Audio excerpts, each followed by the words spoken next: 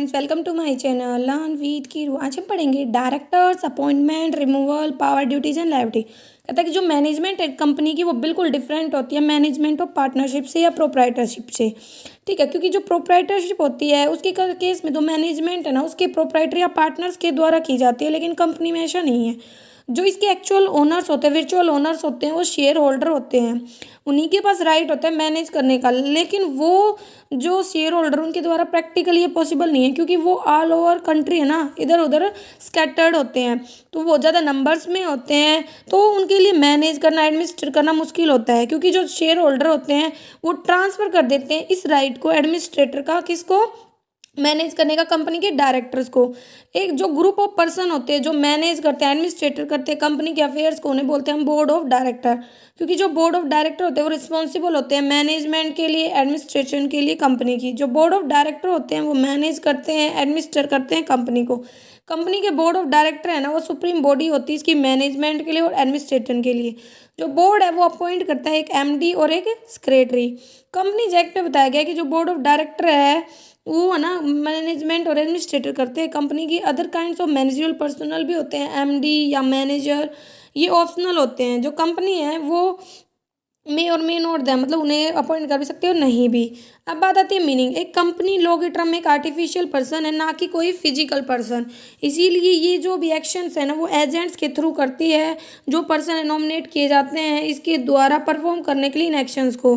जो person act करता है कंपनी की बिहाफ पर उन्हें बोलते हैं director. Section 234 of the company जब डिफाइन करता है टर्म डायरेक्टर को, कोई भी पर्सन जो अपॉइंट किया जाता है बोर्ड ऑफ द कंपनी में। जो डायरेक्टर होते हैं ना पब्लिक कंपनी के, जरूरी नहीं है वो एक्सपर्ट्स हो, जो भी टाइप ऑफ बिजनेस है जो जिसमें कंपनी को प्रमोट किया गया है। एक कंपनी का जो बोर्ड ऑफ डायरेक्टर है कंसिस्ट करते हैं पर्सन्स जो स्पेशलाइज हैं अलग अलग ब्रांचेज में बिजनेस एडमिनिस्ट्रेशन के लिए, जो accounts, finance, law, banking, miss management, इसमें बहुत सारे एक्सपर्ट्स भी होते हैं। ठीक है, जो डायरेक्टर है वो एक पर्सन होता है जो अपॉइंट किया जाता है मैनेज करने के लिए जो भी बिजनेस है कंपनी का उसको। जो नंबर ऑफ शेयर होल्डर होते हैं कंपनी के बहुत ज़्यादा होते हैं और सारे शेयर होल्डर पॉसिबल नहीं है मैनेज करें कंपनी के अफेयर्स को। तो जो मैनेजमेंट है कंपनी की वो सौंप दी जाती है कुछ इंडिविजुअल्स को, जिन्हें हम डायरेक्टर बोलते हैं। ये जो पर्सन होते हैं नॉर्मली एक्सपीरियंस होते हैं, एफिशिएंट्स होते हैं, जो डायरेक्ट करते हैं कंपनी के अफेयर्स को कॉम्पिटिटिव और चैलेंजिंग बिजनेस इन्वायरमेंट में। बोर्ड ऑफ डायरेक्टर सेक्शन 149 बताता है कि जो डायरेक्टर होते हैं कंपनी के कलेक्टिवली रेफर करते हैं बोर्ड ऑफ डायरेक्टर के रूप में या बोर्ड ऑफ द कंपनी के रूप में। जो बोर्ड होता है वो अफेक्ट्स होता है जो गवर्न करता है बॉडी ऑफ द कंपनी को। ठीक है, ये कहता है कि जो कंपनी का बोर्ड होता है वो इसका ब्रेन होता है, क्योंकि जितनी भी कंपनी होती है वो एक्शंस प्लान किए जाते हैं इसके बोर्ड के द्वारा। दूसरे शब्दों में कहे तो जो बोर्ड ऑफ डायरेक्टर होते हैं ना कंपनी के, वो प्लान करते हैं कंपनी की पॉलिसी की, कंट्रोल करते हैं मैनेजमेंट को, इंपॉर्टेंट डिसीजन लेते हैं, which is why is deem the apex governing body. अब बात आती है कंपनी जब 2013 प्रोवाइड करवाता है कि हर कंपनी है ना वो बोर्ड ऑफ डायरेक्टर रखते हैं जिसमें इंडिविजुअल होते हैं जो एज ए डायरेक्टर काम करते हैं। तो पब्लिक कंपनी के केस में तो 3 डायरेक्टर, प्राइवेट के केस में पब्लिक जो कंपनी होगी उसके केस में 3 डायरेक्टर और 2 डायरेक्टर हो गए प्राइवेट के केस में, और 1 डायरेक्टर होगा 1 पर्सन कंपनी के केस में। मैक्सिमम 15 डायरेक्टर हो सकते हैं, ये मिनिमम थे, ये मैक्सिमम 15 हो सकते हैं। और कहते हैं कि जो 15 डायरेक्टर होंगे वो अपॉइंट किए जा सकते हैं, मतलब उससे ज़्यादा भी अपॉइंट किए जा सकते हैं स्पेशल रिजोल्यूशन वगैरह पास करके। एटलीस्ट एक वुमेन डायरेक्टर होना जरूरी है, एटलीस्ट एक ऐसा डायरेक्टर भी जरूरी है जो है ना टोटल पीरियड मतलब 180 दिन से कम नहीं रहा हो, मतलब उससे ज़्यादा रहा हो किसी भी प्रीवियस कैलेंडर ईयर में इंडिया में। हर लिस्टेड पब्लिक कंपनी है उसमें कम से कम 1/3 ऑफ टोटल नंबर है ना डायरेक्टर के वो इंडिपेंडेंट डायरेक्टर होना जरूरी है। और जो सेंट्रल गवर्नमेंट प्रिस्क्राइब करेगी मिनिमम नंबर इंडिपेंडेंट डायरेक्टर का। ठीक है, जो क्लासेस जो पब्लिक कंपनी के अकॉर्डिंग जो इंडिपेंडेंट डायरेक्टर है मतलब वो डायरेक्टर होते हैं जो एमडी के अलावा या फुल टाइम डायरेक्टर के अलावा होते हैं या जो नॉमिनी डायरेक्टर से अलग होते हैं। ठीक है, और वो is in opinion of the board, वो एक पर्सन होता है इंटीग्रिटी का, पोजेस करता है अच्छा एक्सपीरियंस, एक्सपर्टाइज। ठीक है, और जो एक प्रमोटर नहीं है कंपनी का और इट्स होल्डिंग का सब्सिडरी एसोसिएट कंपनी का जो रिलेटेड है प्रमोटर या डायरेक्टर ऑफ द कंपनी से, नोर डज इट हैज़ एनी कोई भी पिक्यूनरी रिलेशनशिप, मतलब पहले से कोई उसकी अलग से धन संबंधी कोई रिलेशन ना हो जैसे पैसे वगैरह दे के बना हो। जो इंडिपेंडेंट डायरेक्टर है वो होल्ड करता है ऑफिस कंजिक्यूटिव 5 सालों के लिए बोर्ड में, लेकिन ये एलिजिबल है री अपॉइंटमेंट के लिए भी स्पेशल रिजोल्यूशन वगैरह पास करके। ठीक है, जो रिटायरमेंट है डायरेक्टर का वो नोशन के द्वारा होता है जो अप्लीकेबल नहीं है to appointment of independent director.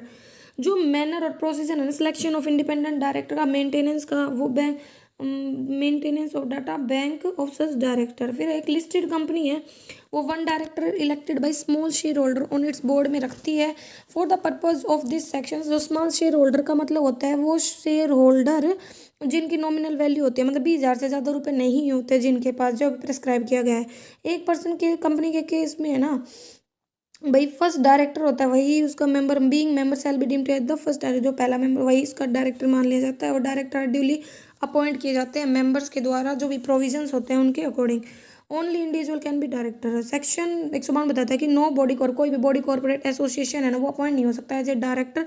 सिर्फ इंडिविजुअल है ना वो अपॉइंट हो सकता है, क्योंकि जो डायरेक्टर है वो फंक्शंस करता है इंडिविजुअली कंपनी के बिहाफ पर, वो पर्सनली रिस्पॉन्सिबल होता है अपने एक्शंस के लिए एज ए डायरेक्टर। अगर जो डायरेक्टर कंपनी का वही कॉर्पोरेट बॉडी एसोसिएशन या फर्म है, तो जो डायरेक्टर के एक्शंस है ना वो किसी पर्सन पर नहीं डाले जा सकते, ना ही किसी कोई इंडिविजुअल रिस्पॉन्सिबल होगा उसके लिए। कोई भी कंपनी है ना वो अपॉइंट मतलब सेल अपॉइंट और reappoint an individual as a director unless उसे अलॉट नहीं किया गया है डायरेक्टर आइडेंटिफिकेशन नंबर जब तक ना मिले। अब रिस्ट्रिक्शन नंबर ऑफ डायरेक्टरशिप पे जो सेक्शन 165 है कंपनी एक्ट 2013 को प्रोवाइड कराता है कि कमेंसमेंट ऑफ दिस एक्ट के बाद कोई भी पर्सन है ना वो होल्ड ऑफ ऑफिस होल्ड नहीं कर सकता एक या सेम टाइम पर मोर देन 20 कंपनीज में। ठीक है, एक ही टाइम पे वो डायरेक्टर नहीं हो सकता इतनी कंपनी में। जब एक डायरेक्टर है वो होल्ड कर रहा है 20 कंपनीज में अपॉइंट हो चुका है, तो अपॉइंटमेंट है ना वो इफेक्ट में नहीं होगी, वो वॉइड होगी जब तक कि है ना 1 साल के अंदर कमेंसमेंट के एक्ट के वो मतलब कुछ ऑफिस से अपनी पोजीशन को वैकेट ना कर ले। ठीक है, मतलब 20 से उसको कम ना कर ले। 165 एक्ट बताता है कि मैक्सिमम नंबर ऑफ डायरेक्टर्स है इंडिविजुअल की वो अल्टरनेट डायरेक्शन में 20 हो सकती है, जो ना 10 से ज़्यादा कंपनीज पब्लिक कंपनी नहीं होनी चाहिए। ठीक है, काउंटिंग में जो लिमिट है पब्लिक कंपनी वो बताई गई है। जो डायरेक्टरशिप है प्राइवेट कंपनीज की होल्ड कर रहा है सब्सिडरी कंपनी हो गई पब्लिक कंपनी वो इंक्लूड होगा। जो सेक्शन है प्रोवाइड करवाता है company by resolution general meeting में स्पेसिफाई कर सकती है लेसर नंबर ऑफ डायरेक्टरशिप को 20 से भी। ठीक है, अब क्लासिफिकेशन तो कंपनी जो 2013 इंट्रोड्यूस करता है significant changes composition of board of director में। अब हर कंपनी है उसको चाहिए कि वो अपॉइंट करेगी एक रेजिडेंट डायरेक्टर अपने बोर्ड में, नॉमिनी डायरेक्टर जो नो लॉन्गर ट्रीटेड होगा इंडिपेंडेंट डायरेक्टर। लिस्टेड कंपनी हो specified class of public company है वो चाहिए कि वो अपॉइंट करेंगे इंडिपेंडेंट डायरेक्टर को, जो वुमेन डायरेक्टर भी होगा। रेजिडेंशियल डायरेक्टर तो कहता है हर कंपनी है ना वो एटलीस्ट 1 डायरेक्टर रखेगी जो इंडिया में रहा हो 182 दिन से कम ना रहा हो किसी भी करंट फाइनेंशियल ईयर में। इंडिपेंडेंट डायरेक्टर वो होता है, ऐसे कि नाम सजेस्ट करता है, वो डायरेक्टर होते हैं बोर्ड के जो इंडिपेंडेंट है, मतलब कोई रिलेशनशिप या ट्रांजेक्शन नहीं है कंपनी के साथ। ठीक है, जो independent director in relation to a company, मतलब एक director other than MD whole time director nominee director से अलग होता है।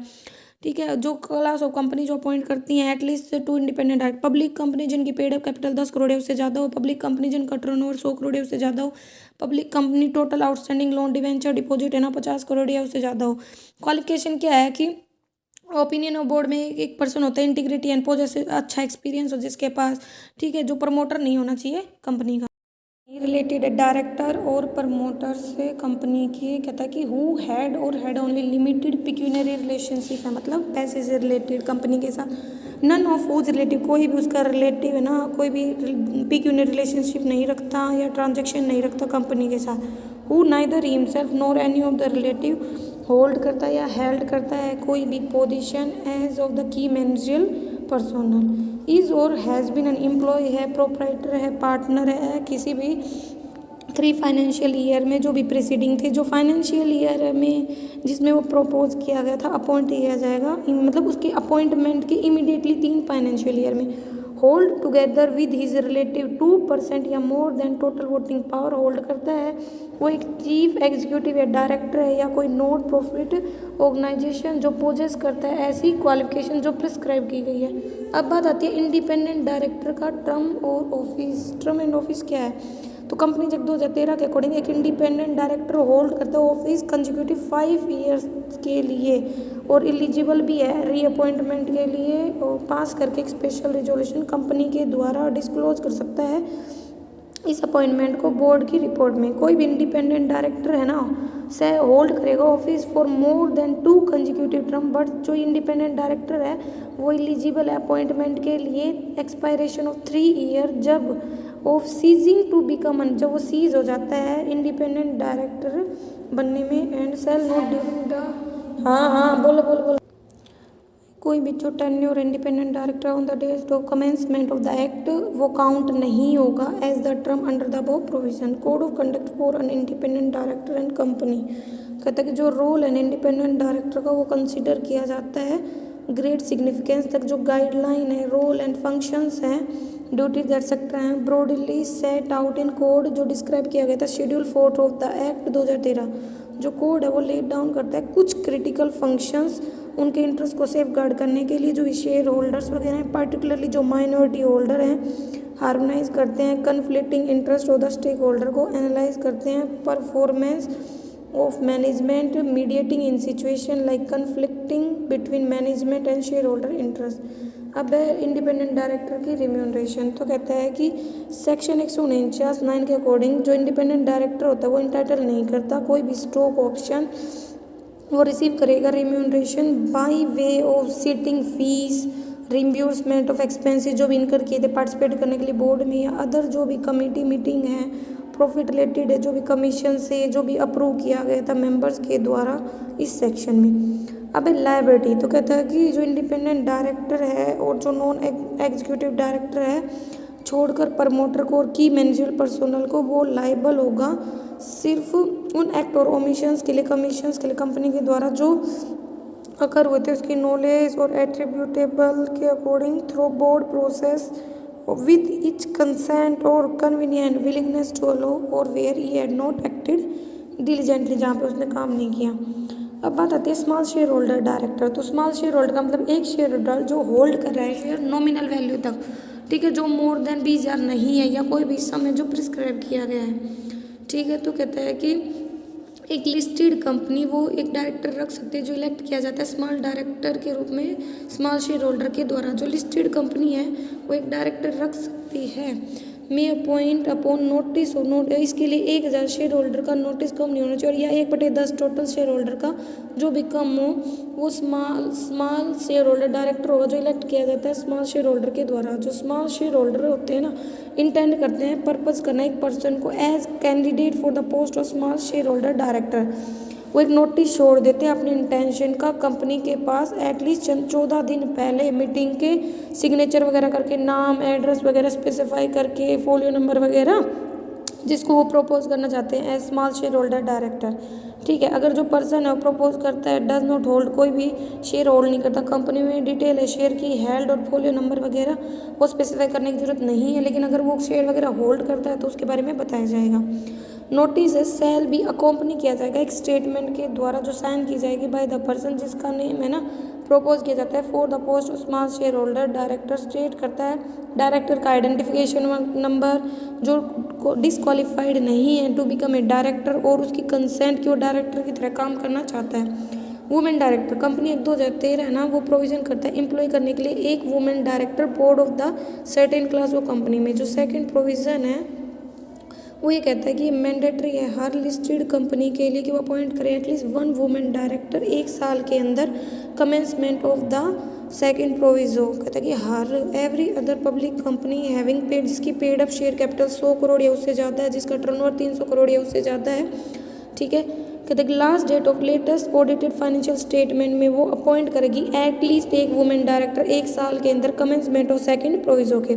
अब एडिशनल डायरेक्टर कहता है कि जो बोर्ड ऑफ डायरेक्टर होते हैं वो अपॉइंट करते हैं एडिशनल डायरेक्टर, अगर ये जो पावर है वो कॉन्फर करते हूँ by the article of association के द्वारा। जो ये एडिशनल डायरेक्टर हैं ये होल्ड करते हैं ऑफिस सिर्फ नेक्स्ट एनुअल जनरल मीटिंग तक या लास्ट डेट ऑन विच जो एनुअल जनरल मीटिंग है वो हेल्ड हुई थी, ठीक है। जो भी पहले हो, जो पर्सन है जो फेल्स हो जाते हैं get appointed as director in the general meeting, उनको हम एडिशनल डायरेक्टर की तरह अपॉइंट नहीं कर सकते।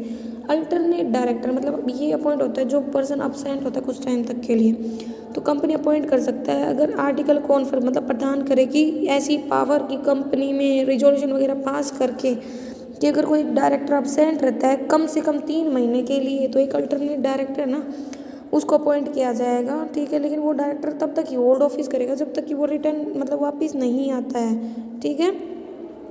जब तक कि जो ओरिजिनल डायरेक्टर वो रिटर्न नहीं होता इंडिया में, कोई भी alteration in the term office वो जो भी अब्सेंस में किया गया ओरिजिनल डायरेक्टर की वो अप्लाई होगा ओरिजिनल डायरेक्टर पे, ना कि अल्टरनेट डायरेक्टर पे। अवॉइड करने के लिए कोई भी पोटेंशियल कॉन्फ्लिक्ट ऑफ इंटरेस्ट जो कंपनीज अमेंडमेंट 2017 है वो प्रोहिबिट करता है अपॉइंटमेंट किसी भी एग्जिस्टिंग डायरेक्टर का एज एन अल्टरनेट डायरेक्टर। ठीक है। फिर है शैडो डायरेक्टर। तो एक पर्सन जो अपॉइंट नहीं होता बोर्ड की द्वारा, मतलब बोर्ड में अपॉइंट नहीं होता एज ए डायरेक्टर, बट उसकी डायरेक्शंस पे बोर्ड काम करता है, जो लाइबल है एज ए डायरेक्टर। ठीक है। और अनलेस ही इज और सी इज़ गिविंग एडवाइस, जब तक कि वो मतलब अपनी एडवाइस दे रहा है प्रोफेशनल कैपेसिटी में सॉरी। नॉमिनी डायरेक्टर अपॉइंट होता है सर्टेन शेयर होल्डर के द्वारा, थर्ड पार्टीज के द्वारा कॉन्ट्रैक्ट वगैरह करके, लैंडिंग पब्लिक फाइनेंशियल इंस्टीट्यूशन वगैरह, बैंक वगैरह। ठीक है। सेंट्रल गवर्नमेंट के द्वारा in the case of position और मिसमैनेजमेंट।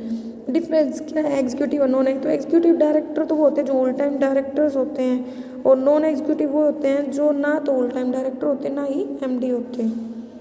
ठीक। क्योंकि इनका ना सिग्निफिकेंट पर्सनल इंटरेस्ट होता है कंपनी में। अब क्वालिफिकेशन डायरेक्टर की तो कंपनी है ना वो डिफाइन नहीं करती क्वालिफिकेशन डायरेक्टर की, नो डज ये ना स्पेसिफाई करती है एक डायरेक्टर ना शेयर होल्डर होना चाहिए कंपनी का।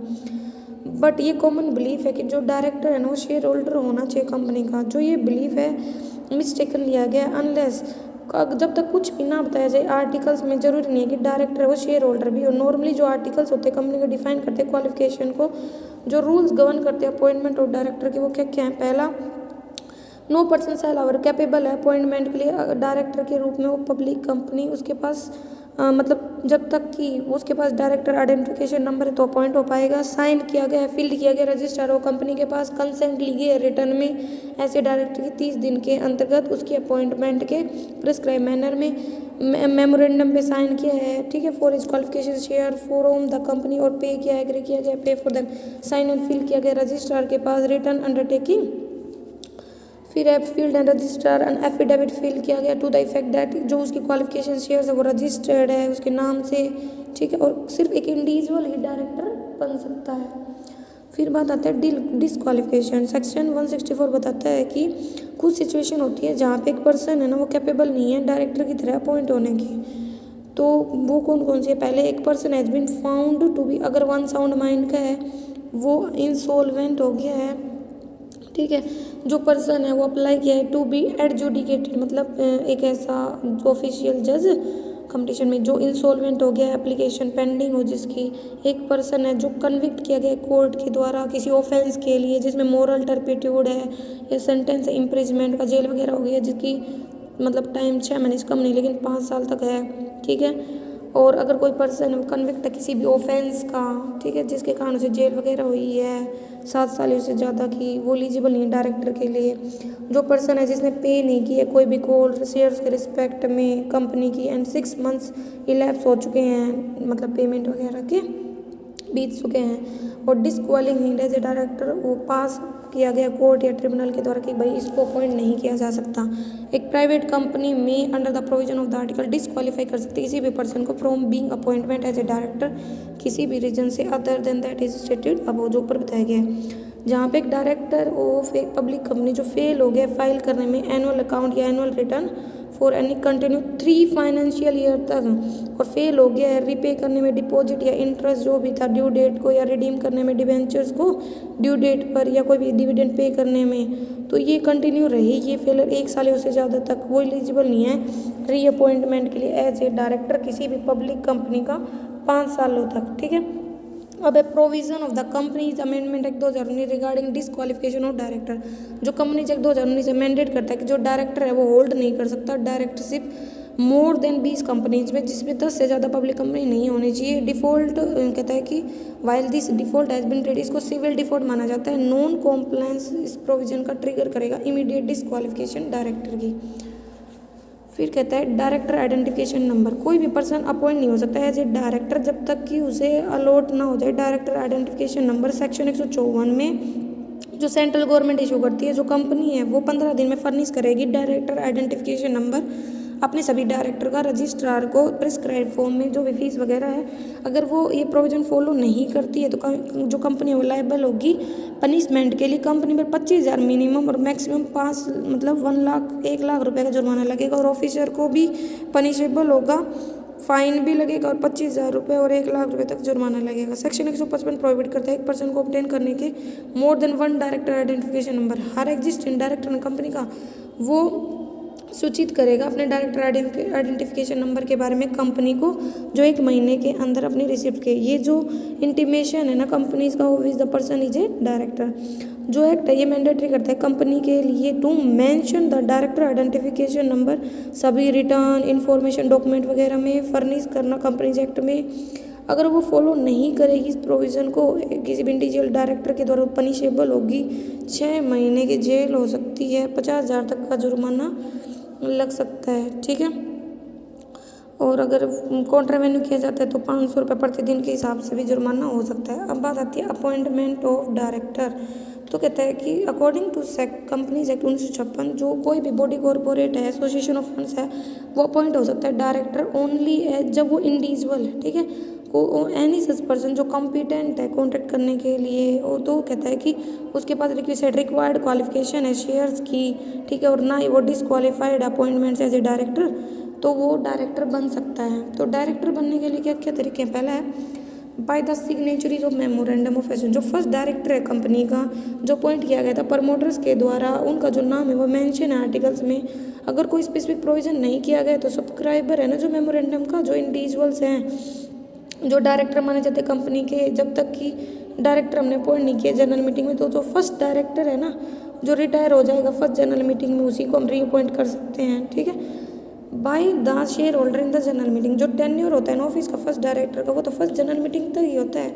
तो जो अपॉइंटमेंट है रीअपॉइंटमेंट है डायरेक्टर की, वो की जा सकती है। जो भी प्रोविजन बताए हैं कंपनी आर्टिकल्स में, कंसेंसस से, वोटिंग से कंपनी शेयर होल्डर की, जो फर्स्ट डायरेक्टर होते हैं वो रीअपॉइंट किए जाते हैं, और जो न्यू डायरेक्टर वो अपॉइंट किए जाते हैं रिप्लेस करने के लिए फर्स्ट डायरेक्टर को जनरल मीटिंग में। जो शेयर होल्डर होते हैं वो इलेक्ट कर सकते हैं डायरेक्टर को, जो भी आर्टिकल्स बताए हैं एट द फर्स्ट और every sequential annual general meeting में कंपनी की।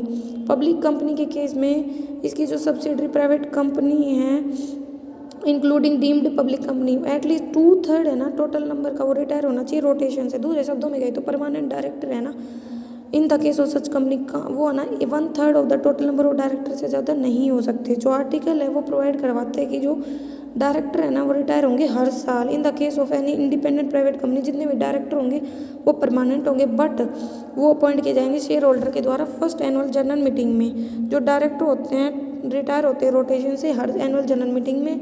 सेल भी दो जो ना have been longest in the office since the last appointment, जिनको ज़्यादा टाइम हो गया अपॉइंटमेंट के, but as between person who became the director on the same day, जो उसी दिन मतलब डायरेक्टर बनते हैं। कहता है कि who are retire shall in default, वो डिफ़ॉल्ट में रिटायर हो सकते हैं subject to any agreement among them, उनके बीच में कोई एग्रीमेंट वगैरह हुआ हो जो डिटरमाइन किया गया था लॉटरी के द्वारा।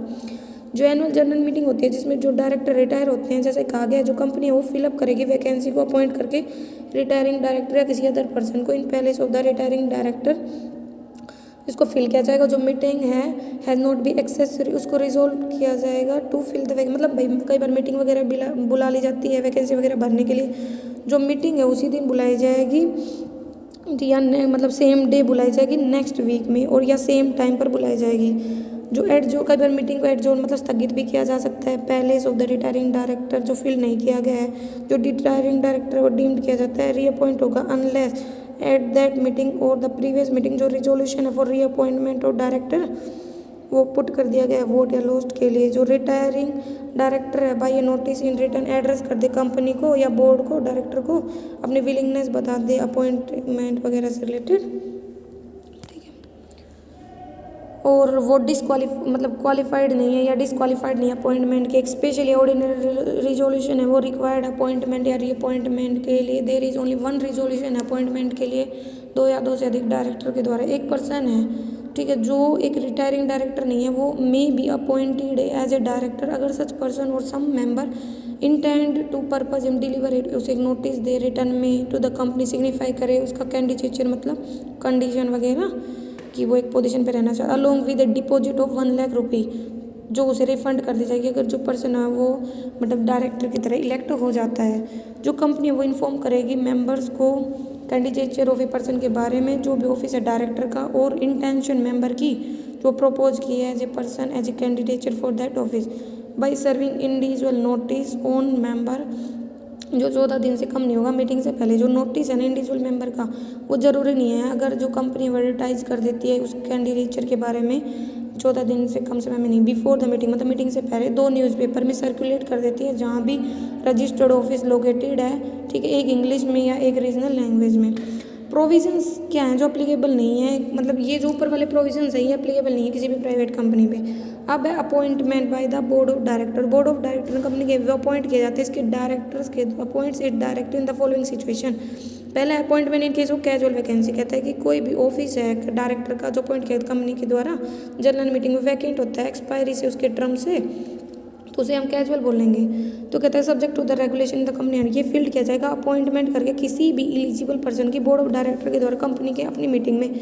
ये जो वैकेंसी अराइज होती है इन द केस जैसे डेथ हो जाए, रेजिग्नेशन दे दे, इंसॉल्वेंट हो जाए, डिस्क्वालीफाई हो जाए, ठीक है।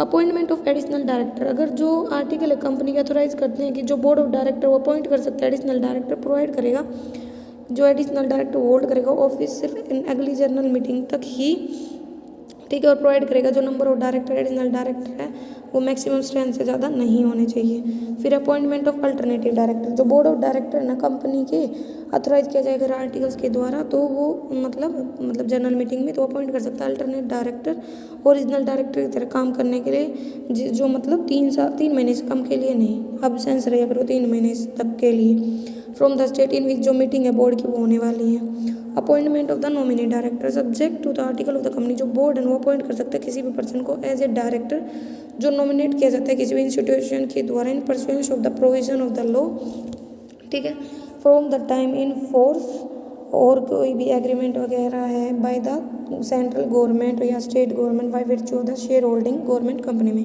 ये जो नॉमिनी डायरेक्टर होते हैं जनरली अपॉइंट किए जाते हैं इंटरेस्ट को प्रोटेक्ट करने के लिए कंट्रोलिंग एजेंसी का, through the term of nominee director has not been specifically defined, इनके टर्म वगैरह कितने टाइम के लिए गया वो स्पेसिफिकली डिफाइंड भी नहीं है, ठीक है।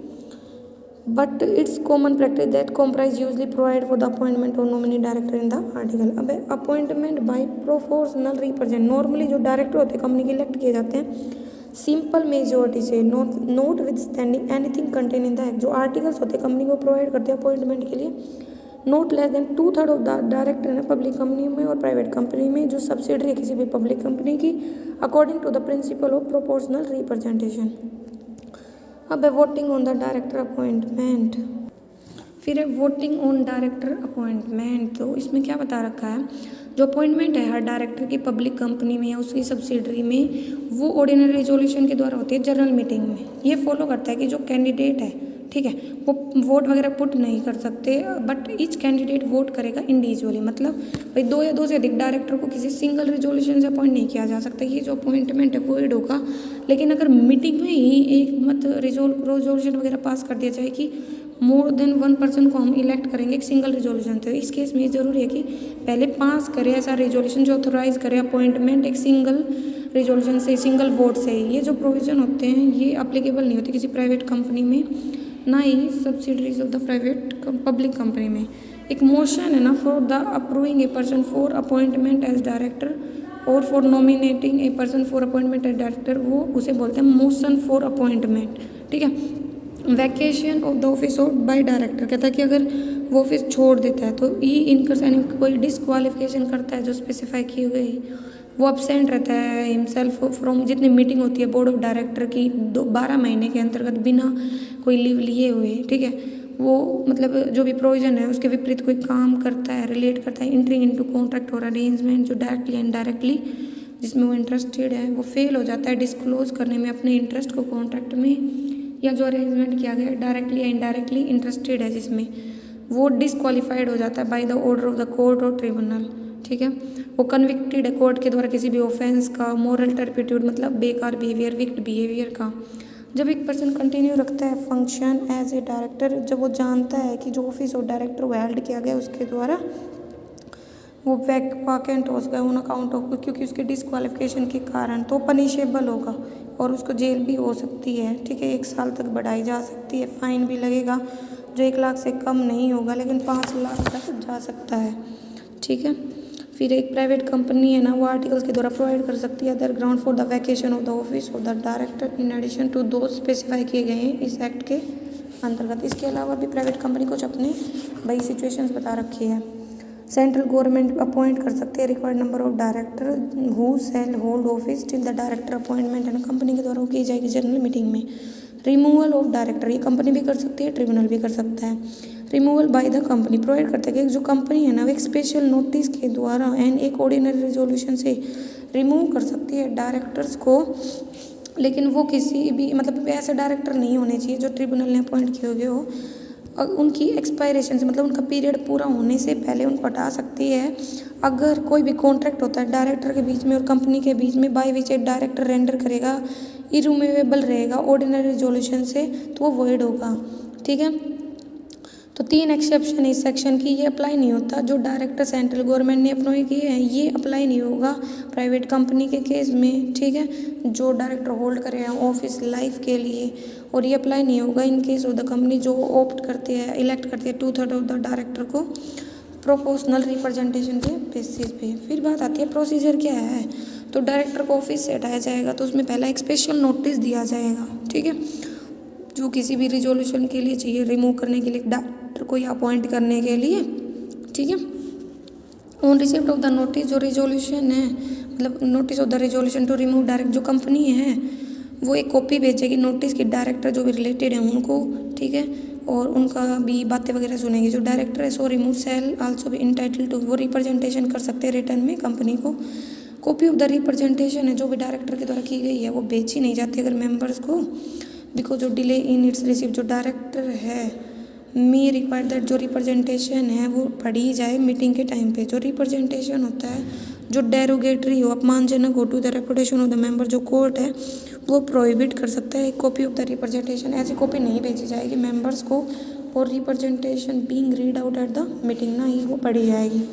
फिलिंग द वैकेंसी, जो filling of the vacancy accuse की जाती है रिमूवल ऑफ द डायरेक्टर से, ये की जाती है स्पेशल अनाउंसमेंट के द्वारा सेम मीटिंग में जिसमें जो आउटगोइंग डायरेक्टर है वो रिमूव किया गया था।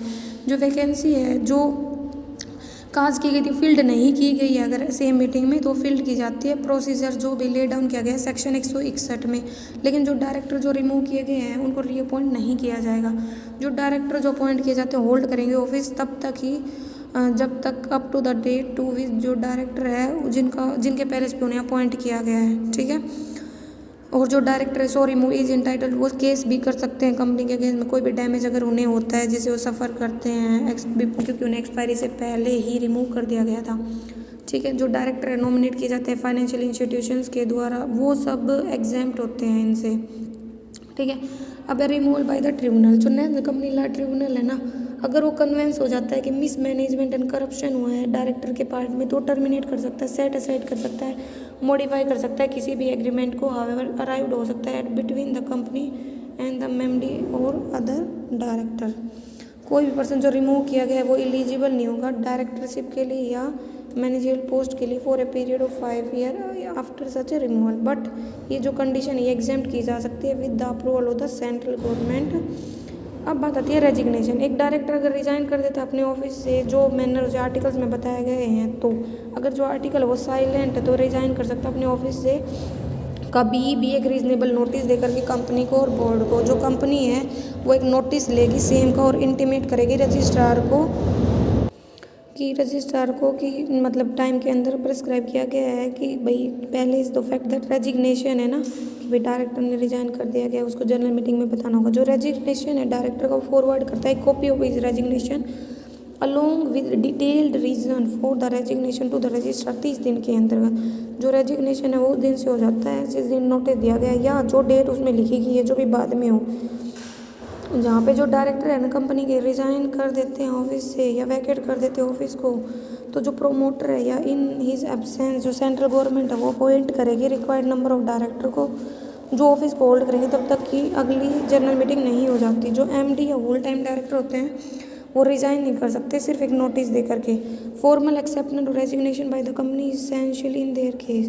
मतलब अच्छे से एक प्रॉपर वे में होनी चाहिए। जो रीज़न है इसका मतलब ये है कि जो एमडी और होल टाइम डायरेक्टर को 2 पोजीशन रखते हैं। एक तो ऑफिशियल कैपेसिटी में, मतलब वो एक डायरेक्टर हैं, दूसरा चीफ एग्जीक्यूटिव ऑफिसर है कंपनी के, ठीक है, होल टाइम डायरेक्टर हैं। जो डायरेक्टर उसका रेजिग्नेशन एक्सेप्ट किया जाता है बोर्ड के द्वारा, कांट भी हेल्ड लाइबल नहीं होगा फॉर द लाइबिलिटी जो भी इनकर कर दी जाती है कंपनी का। तो भाई किसी ने रिजाइन कर दिया तो उसके बाद अगर कोई भी लाइबिलिटी होती है तो उसके लिए तो वो पर्सन थोड़ी ना लाइबल है।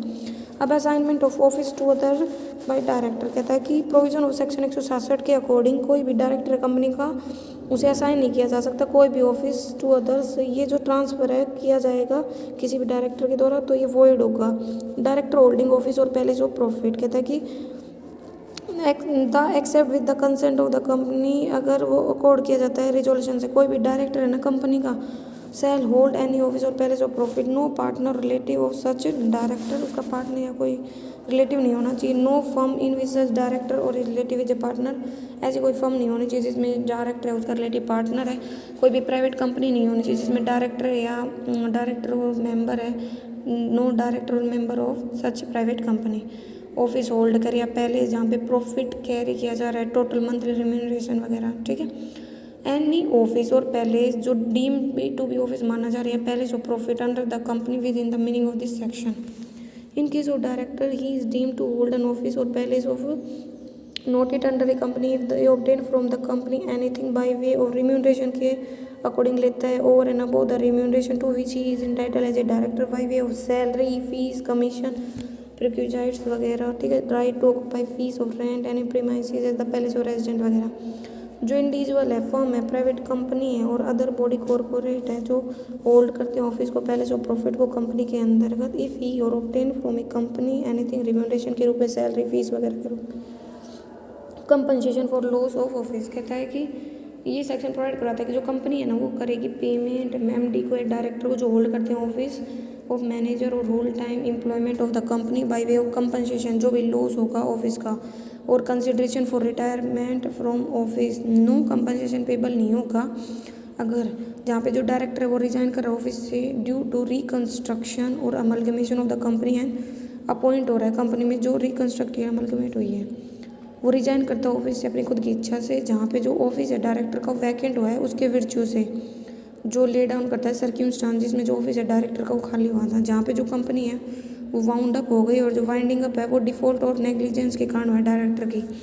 जहाँ पे जो डायरेक्टर है वो गिल्टी है फ्रॉड का या ब्रीच ऑफ ट्रस्ट का, तो वो लायबल नहीं है किसी भी कंपनसेशन के लिए। जहाँ पे जो डायरेक्टर है वो स्टार्ट कर रहा है या डायरेक्टली इनडायरेक्टली टर्मिनेशन लेके आ रहा है ऑफिस का, तो जो अमाउंट ऑफ कंपनसेशन वो एक्सीड नहीं हो सकती रिम्यूनरेशन से जो डायरेक्टर है ना अर्न कर रहा है फ्रॉम एन एक्सपायर्ड टर्म और 3 ईयर्स, ठीक है, जो भी कम हो। जो अमाउंट है वो कंप्यूट की जाएगी ध्यान में रखते हुए एवरेज रिम्यूनरेशन को जो एक्चुअल में उसने कमाई है ड्यूरिंग द प्रीसीडिंग 3 ईयर और held office for shorter period than 3 year, ठीक है।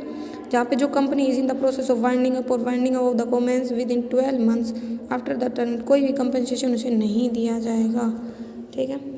अब है लोन टू डायरेक्टर।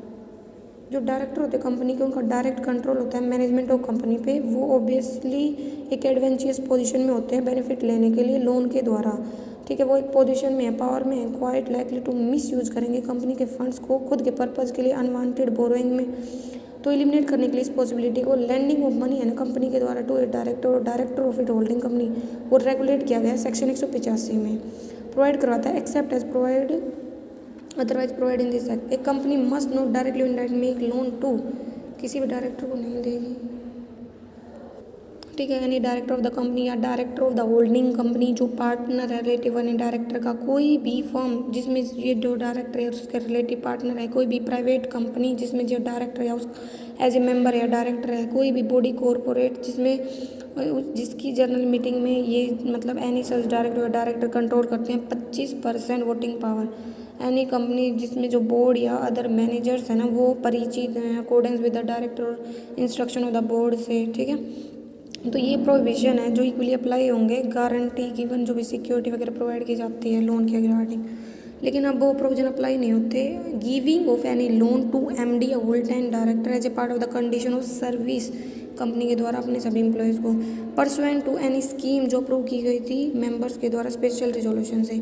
एक कंपनी जो ऑर्डिनरी कोर्स ऑफ बिजनेस में प्रोवाइड करती है लोन या गारंटी देती है या सिक्योरिटीज़ देती है फॉर ड्यू पेमेंट, किसी भी लोन के लिए चार्जेज ऑफ इंटरेस्ट के लिए, ठीक है।